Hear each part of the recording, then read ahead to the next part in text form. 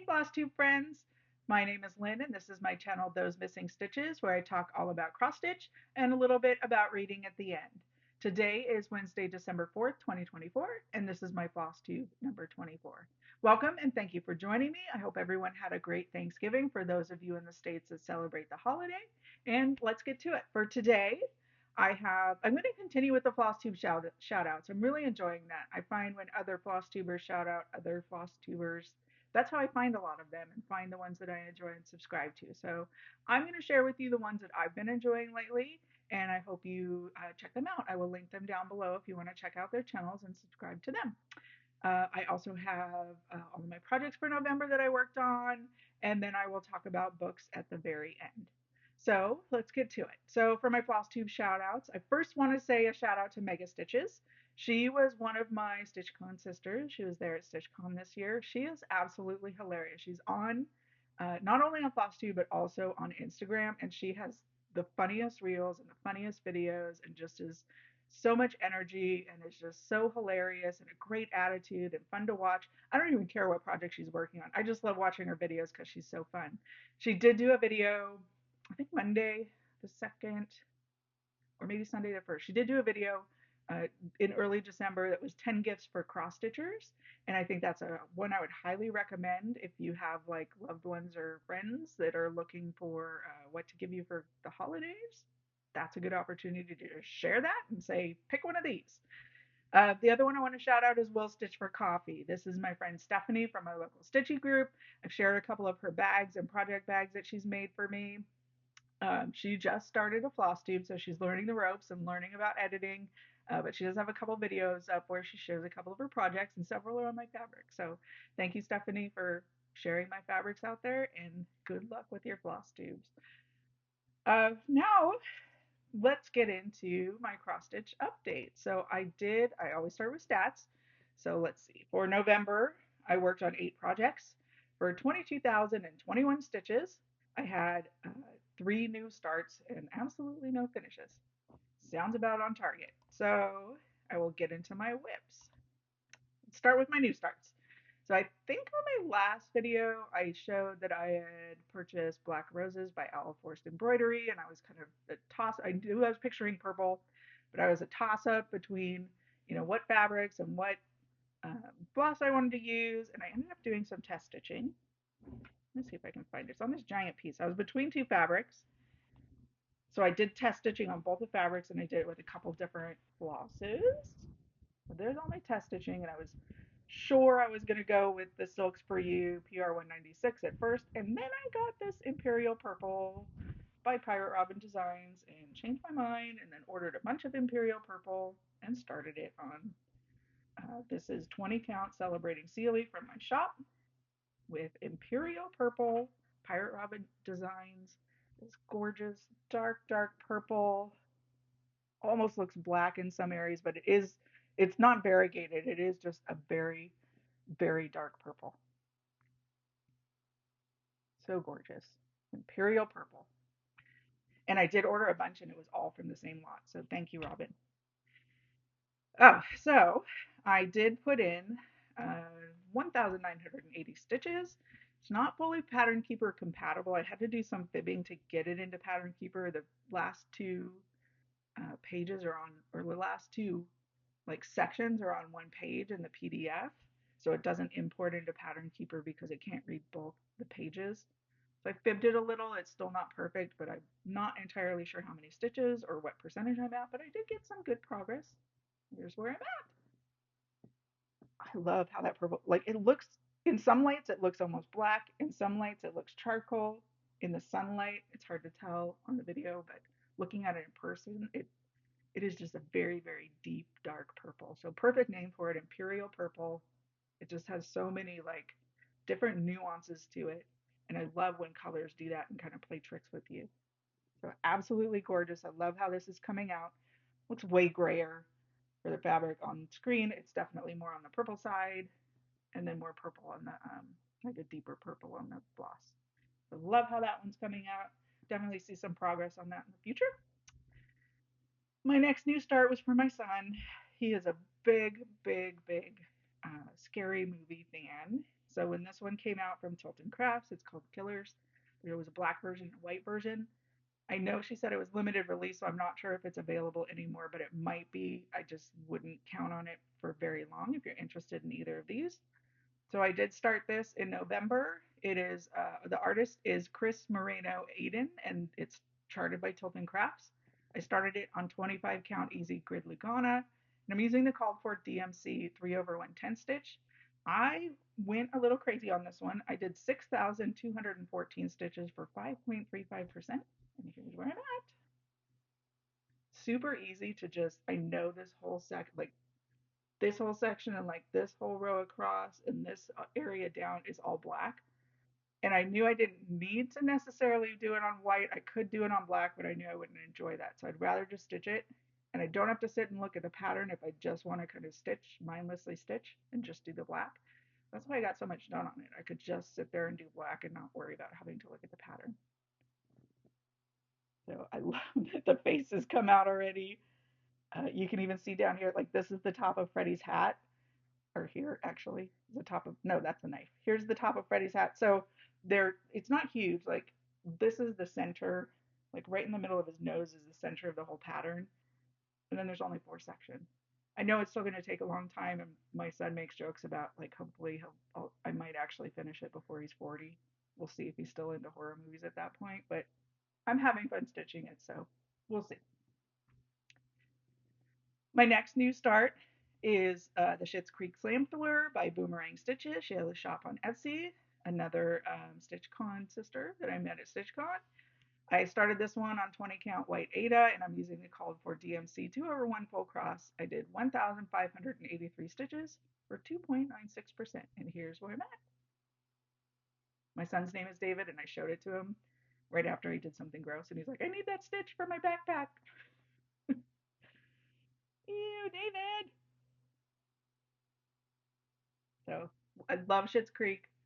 This one's a fun one to work on when I want some variation of color without having to do a bunch of like confetti stitches on a full coverage. So hoping that one stays in the rotation.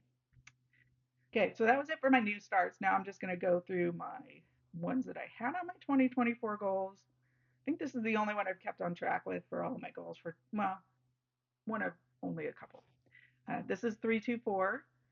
The artist is works by ABC. I'm stitching this one on 25 count silvery moon Lugana with the called for DMC 1/1 full cross. My goal is to finish it within a year, which would be March 24th of 2025, and I am on track for that. In November, I stitched 1,214 stitches. Here's what was the last time I showed this on a video. And I did do some additional rows, and here's where I'm at now. So I'm almost to the bottom. I have one more row at the bottom, and then I just have that other section to fill in on the left, and I will be done. Definitely on track for finishing it by March. I had initially wanted like one average of one square a day. It would have only been 324 days, so a little less than a year, but I think finishing it by March 24th, which is 1 year from when I started, is a pretty good goal and seems doable, especially where I'm at now. Okay, next goal is Saga. I started this for Long Dog Leap Year or Long Dog Leap Day, whichever hashtag you want to use. This is by Long Dog Samplers. The idea is to finish it by the next leap day in 4 years, and I'm definitely not on track for that, but I am still making a little progress on it. So I did start this one on 20 count Lugana in the color sensitive Sylvie for my shop. I'm using DMC 930 and 931, 2/1 full cross. Here's where I was the last time I showed this. In November, I did an additional 1,018 stitches, and in total, I am at 17,652 stitches for 16.98%. And here is where I'm at now. It's a big one. Whoa. Ooh. I can't even show my face. So this is definitely a big one. I did do additional area with the pelicans and the windmill and a little bit more of the arches. But that's it. So slowly but surely, it's coming along. Not on target for 4 years, but who knows? Next is the Grand Library, my giant piece. This is the regular size max color version of this chart. The artist is Amy Stewart and is charted by Heaven and Earth Designs. I am stitching this one on 18 count easy guide Lugana, 2/1 full cross with the called for DMC. In Here's what it was the last time I showed this last month. In November, I stitched an additional 1,083 stitches, and now I am in total at 208,342 stitches for 51.73%. Let me show you it now. Ooh. Keep it in the key snap and on this lap stand just because it's so difficult to pull it in and out. But I'm thinking I might do a color finish. I might do all the 310 because that's the most color that's left and move around. But we'll see if I can stand that because it does take a lot to get it in and out of the key snap. There's so much fabric. But I do feel like I need to change it up a little bit. Just do something that inspires me to work on it. Definitely not going to get to the 55% that I was hoping to get to by the end of this year, but I'm so close to 52%. I think I only need about less than 2,000 stitches to get to 52. So I think I can do that in December and at least get to like a nice even round number by the end of 2024. So wish me luck on that. Okay, the next two are just my fun ones, not any particular goals. I may have a goal on this one in 2025 to get it finished. This one is Busy Hands, Happy Heart. The artist is Hello from Liz Matthews. It was a Patreon exclusive. I don't think it's available on our website yet, but it should be probably sometime next year. I'm stitching this one on 20 count Devoted Dobbin, which is a color from my shop with DMC B5200. Here's where I was the last time I showed this. In November, I put in an additional 838 stitches, and in total, I'm at 5,143 for 66.37%. So here's where I'm at now. Just started working on that bottom section with the flowers in the bottom, and really hoping, since I'm at 66% and only have a few thousand stitches left, that I can get this done in the next few months. I think it's doable. It'd be a really nice one to put up in the house for spring. Okay, last but not least, I have to tell a story with this one. So this is Kringles by Little House Needleworks. I had started this one 2 years ago, maybe. Then didn't like the fabric, so I restarted it. Still didn't like how the ecru was coming out on this fabric, so I switched out the ecru for 3865, so it's a little more white, and liked it a lot better and kept stitching and stitching. And this month, I knew it was going to be short at the bottom. I miscounted when I started it. Only had a 2-inch margin, but ended up starting from the top more than 3 inches. So I was way off on the bottom and got really, really nervous that I wasn't going to have enough. So thankfully, I have some fabulous ladies in the local group, and Angie Sawyer I have on speed dial, and I text messaged her and asked her, showed her measurements and asked her is this salvageable, and she gave me some suggestions and said it's absolutely doable. So thank you, Angie. I really appreciate it. You saved me from off the ledge. I am very far into this, so I'm thankful that I can continue. So here's where I was the last time I showed this. I am stitching this one on 18 count Admirable Atticus, which is a color of fabric from my shop. 2/1 full cross with mostly the called for colors, like a mix of some of the specialty threads and some of the DMC if I didn't have the specialty in my stock. And then I just subbed out the 3865 for ecru. In December, I don't even know what month it is. In November, I did an additional 5,543 stitches. I worked on it for 13 days, so I was definitely jamming on this one. In total, I'm now at 14,614 stitches. I have no idea what percentage that is, but I'm close to, I gotta be at least halfway. So here's where I am now with my fancy little fabric that I stitched on the bottom to give myself some extra room. This is exactly 1 inch on the bottom. So I sewed on some little fabric so that I can hold it in the key snap, and then I think Angie's going to help me finish it once I get to that point. Thank you. So definitely got to Like this bottom section with the sign, I'm almost completely done with the exterior of the building, hoping to get that done by the end of December. And then I can work on the little windows. So that is Kringles, my last one, and my extra special thanks to Angie for saving it for me after all that stitching.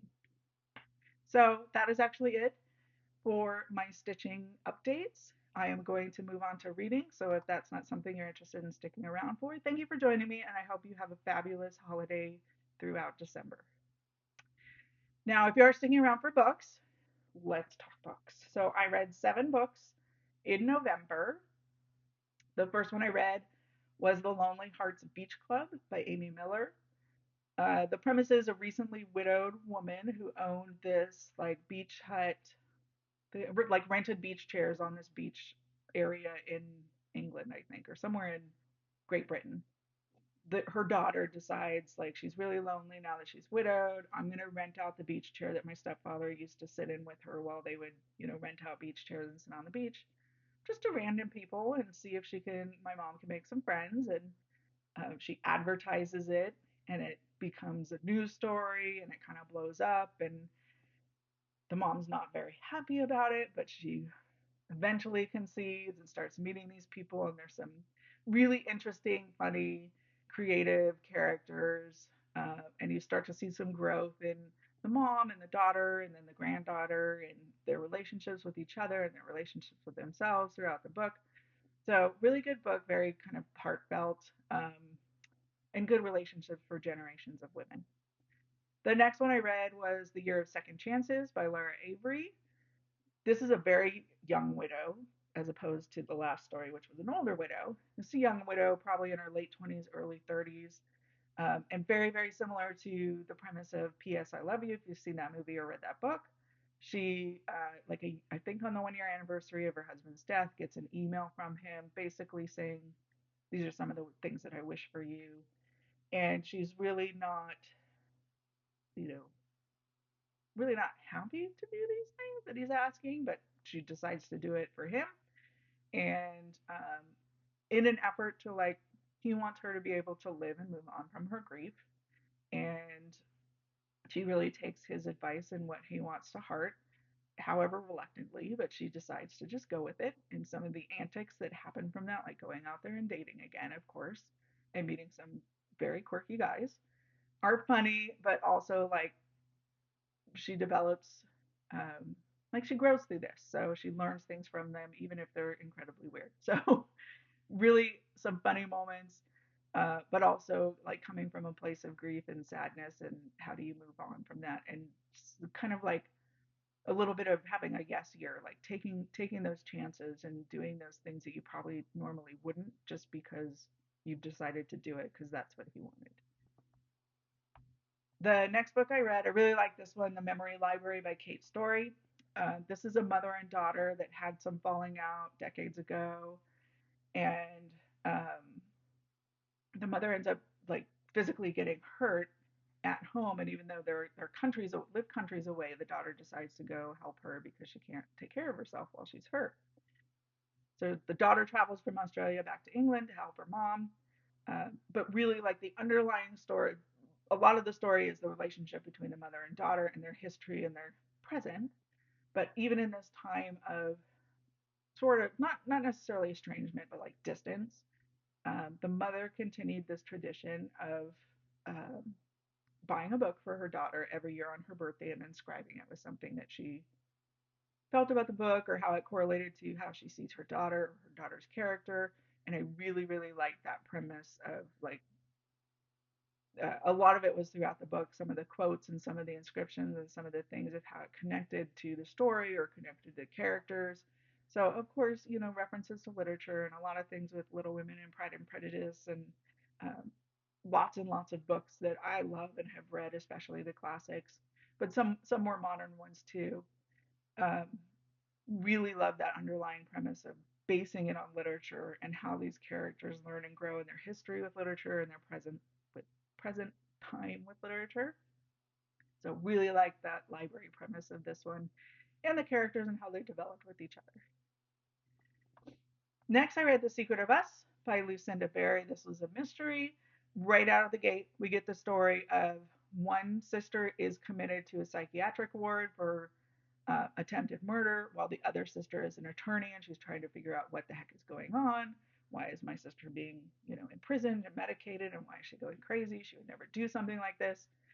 So you get like alternating chapters during this time, during like present compared to the backstory of them growing up as foster kids and being placed in the same home and how they became sisters or foster sisters and really became each other's ride or die throughout their childhood, and some of the bad things that happened to them as kids, not so great experiences that help shape their future, but you're still not really sure what's going on in the present and how that might have shaped what happened or did anything happen. So there's definitely like keep you guessing what actually happened to get her there, what's actually happening.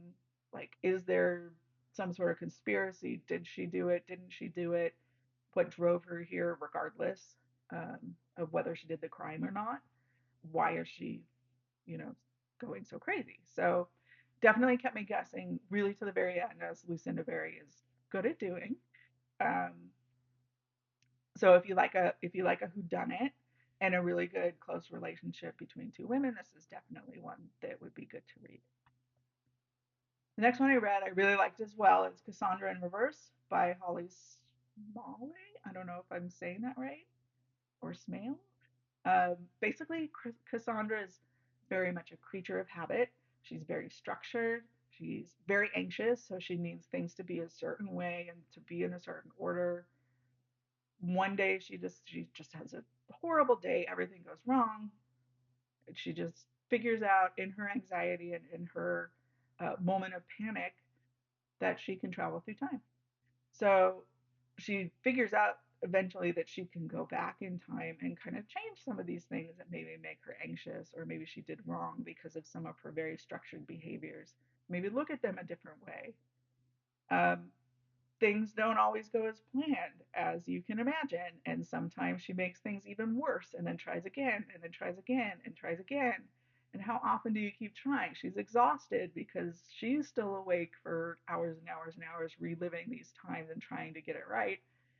Where do you come? I guess the whole question of like, where do you come to the point of just letting it be? Like, you can never make it perfect. So when do you decide to let it be? So one thing I appreciate that they touched on is the first thing I thought of if I had this power is I would absolutely go back and win the lottery and memorize the lottery numbers and go back and get the winning ticket. They do at least touch on this and why she doesn't do it. And one of the other, they make jokes about it that she refuses to use this power for anything that she feels is unethical. So at least they don't totally ignore that and don't gloss over that. That most people probably think of how they could take advantage of something like this, and she just decides, I'm not going to take advantage of it. I'm not going to abuse my power, like, and other things, other opportunities for both good and bad that this power can have, and how she makes the decisions that she does. But this is, thankfully, they don't completely gloss over some of those opportunities. So did like that one. Next, I read The 7 Year Slip by Ashley Poston. This is, I've seen this everywhere on like Instagram and all over the place for like one of the best books to read of 2024.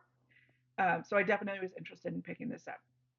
This is kind of another time travel scenario. The 7 year slip is that this apartment that her aunt lives in has this 7 year kind of magical conundrum that sometimes you travel seven, when you go through the door, you travel 7 years in the past, sometimes it's 7 years in the future. So um, basically, the premise is that the main character does go through the door and meets someone from 7 years in the past that's staying at the apartment as a guest. And um, you are who you are today, but they are who they were 7 years ago. And the whole, when you go back to the current time, why isn't this a person in your life now? What happened in those 7 years for that person that they didn't come find you? Um, as you start to develop feelings for this person or start to develop a relationship, it is a romance in that perspective. Um, but what happens in the meantime? And trying to figure that out, not figuring out the magic of the apartment and how you get back to that person. It's just very random.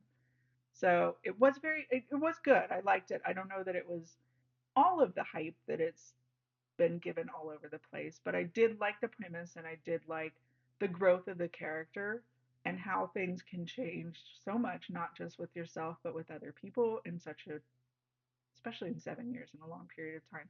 And even in a short period of time, as you're experiencing it in the present, even though it's been 7 years for the other person, it's only a couple weeks for you. And there's a lot of changing that you're doing during that time. So good job with the time travel part of it. The next one was my favorite that I read for November. It's called My Oxford Year by Julia Whalen. She is a fantastic author and the best audiobook narrator on the planet, for me, at least, in my humble opinion. She has written a couple books. I think this was her first one, and I've already read her second one. So I think I read them out of order, but they're not connected. It was just, this was her premiere book, and I didn't realize it. So this was a great book. I really loved it. The main character Ella travels to England as a Rhodes Scholar to go to Oxford for a year to as a grad student to continue her education. She's completely on track. She has what she wants in mind for, like, she her whole career mapped out of everything that she wants, and this is part of it. She's going to do this year of education. Um, and she's coming back in a year. She has her career goal. She knows what she wants to do in America and has a complete plan. But of course, as she starts to meet people in England and at Oxford, everything begins to change and she starts to doubt if that was the right path for her. It's not just, I mean, it definitely is a romance, but it's not just about the relationship with the man that she meets, but also with her friends and her family and making a family and um, basically, like, you can plan your entire life and who knows what's going to happen. Sometimes you just need to go with the flow. So I really like that premise of this book, but at the same time, like, measuring what's important to you and just deciding that. And it doesn't mean it's one way or the other, or is it a compromise of both? So did like this one a lot, mostly because the characters, and just her style of writing is just so intelligent and so funny. Just the way she develops, especially her female characters, that they are just so smart and so full of personality. I really like her writing style. So, good one and a recommendation for that. So, that is all that I have for my stitching and for books. Thanks for joining me and for sticking around if you made it this far. I hope everybody has a very happy holiday for whatever you celebrate this season, and I hope to see you next time. Bye.